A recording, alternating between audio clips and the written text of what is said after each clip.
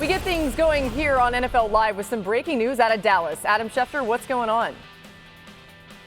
Laura, the holdout is over. CeeDee Lamb and the Dallas Cowboys have reached agreement on a 4-year, $136 million deal that includes $100 million in guaranteed money. The Dallas Cowboys now open their season 13 days from now in Cleveland against the Browns. And CeeDee Lamb is going to be there courtesy of the deal that he struck earlier this afternoon with the Dallas Cowboys. We're at the point in the NFL calendar where this deal had to get done, and it does today, giving CeeDee some time to ramp up to be ready for that regular season opener versus the Browns. They waited this long on purpose, right? Welcome to NFL Live. We just heard from Adam. Mina Kimes, Dan Orlovsky with us for the hour two. Mina, when you look at the Lamb deal, does it make sense on the financial front?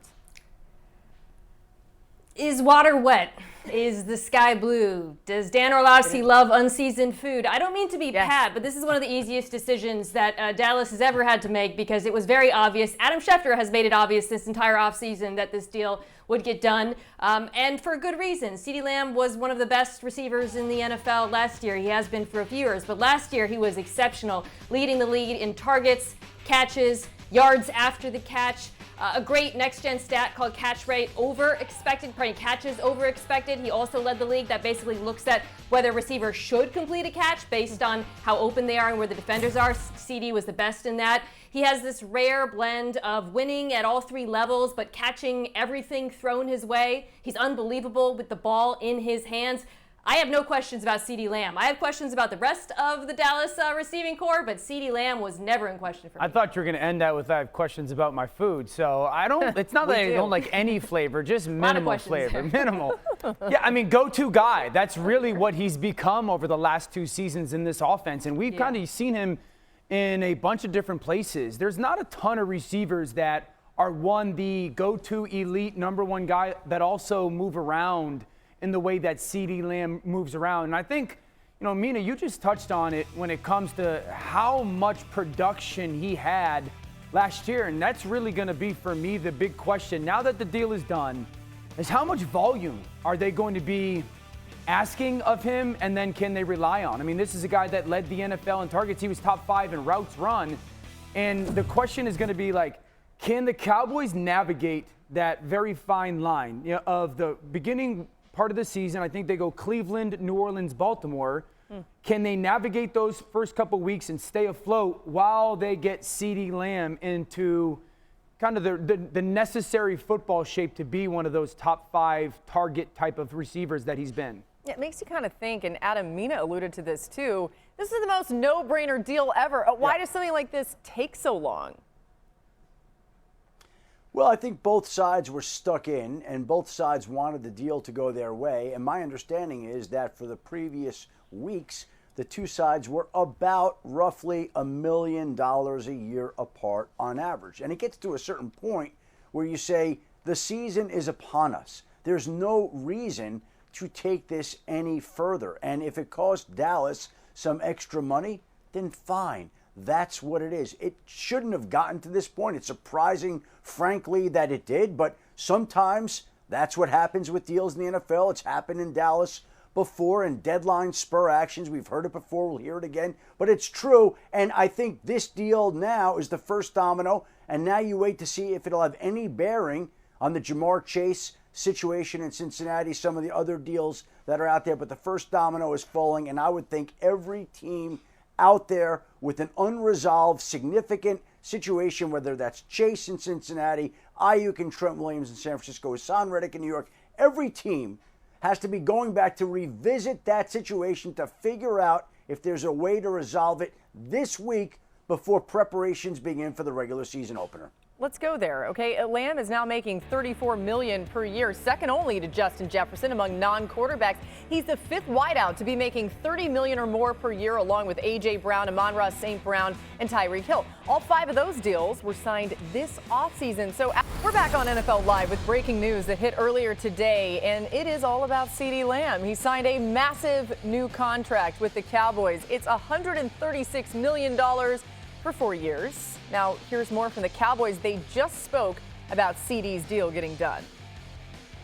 It was just great to, to get the contract in place and obviously have him back. So the schedule that we have for the week really, frankly, kind of fits into a ramp-up mode. So I don't feel like we have to do a whole lot of adjustment, but obviously we're going to have a plan for him. CeeDee's on his way in here. We haven't sat down in person yet, but the reaction obviously was great. Everybody in the office was fired up. I was anticipating a sooner or later type situation today, so it was good to get this done. I think we're all relieved. Adam, how did the contract finally come together? Well, Laura, you heard Mike McCarthy there say sooner rather than later situation. We are essentially under 2 weeks away from the regular season opener. It's enough talk. It's enough inactivity. It's time to get CeeDee Lamb back to work and to get him ready to play the regular season opener against the Cleveland Browns. The Dallas Cowboys knew how important it was, and these two sides had been roughly $1 million apart in recent weeks. There's no reason that $1 million a year average difference should stand in the way of getting a deal done for one of the best wide receivers in all of football. And so Dallas and CeeDee Lamb sat down today and were able to finalize that deal that brings him back to the team, that puts him on track to play in the opener and be the type of factor he was all of last season. I mean, with Lamb now under contract, Dak's willing to play on the final year of his deal, right? Do we expect this offense to be one of the better units in the NFC? I think it depends on how you define better. Let's set the baseline. Last year, this was one of the best offenses in football. This year, run game is probably worse. You're going from Tony Pollard to some combination of Ezekiel Elliott, Rico Dowdle, Deuce Vaughn. You lose Tyron Smith. Tyler Guyton has looked fantastic, the rookie left tackle early on, but undoubtedly, he's a rookie. There's going to be some ups and downs.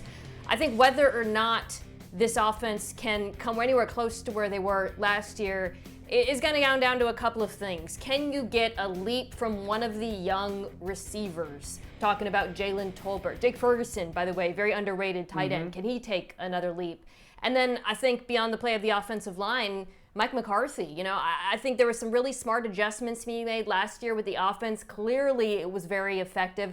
But I also think there's more that he can do in terms of using the skill players, setting up Dak Prescott for success. So if he can, I think elevate this group of skill players maybe in a way that they weren't at the end of last season, they can sustain certainly top 10 level play. Yeah, I think those two rookie offensive linemen are a huge part of that conversation, to Mina's point.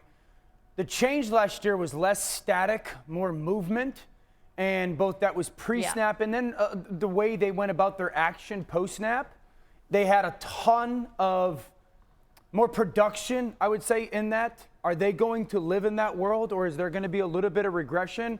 I'd also say this, probably last year, since the ankle injury was the first year that we saw Dak moving in a way that he did early on in his career. How much of that is going to continue to be a part of his game? I mean, he made so many plays outside of the pocket last year, the plus plays.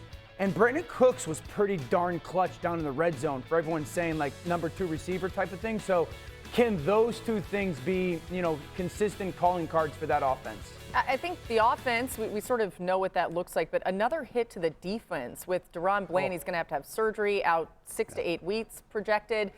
Mina, when you think about that and the way that you assess this defense, how does it factor in with your assessment of the team as a whole? I think the pass defense will still be fine. They're really deep at cornerback because they've had to dip so far. They've had injuries, obviously, with Diggs missing the season last year. There's pieces that they can move around. There's young players, in addition to ones they've added and traded for. And then, of course, they have one of the best 4-man rushes in the NFL, which helps the secondary. I think the biggest question, it has nothing to do with that secondary. It remains the linebacker group. Yeah.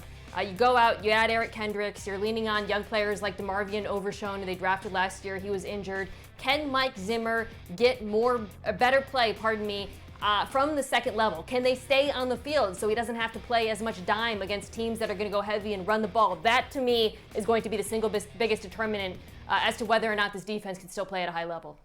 I've got hesitations after the injury on the secondary. I think Zimmer's coverage and the blitz packages demand so much of a connected element to this secondary because the coverages are going to constantly change. Yeah. And this was Diggs and Gilmore and Bland last year. Now Diggs coming off the ACL, no Gilmore, no Bland for first at least month of the season. I have some reservation on how the back end is going to play in this new scheme.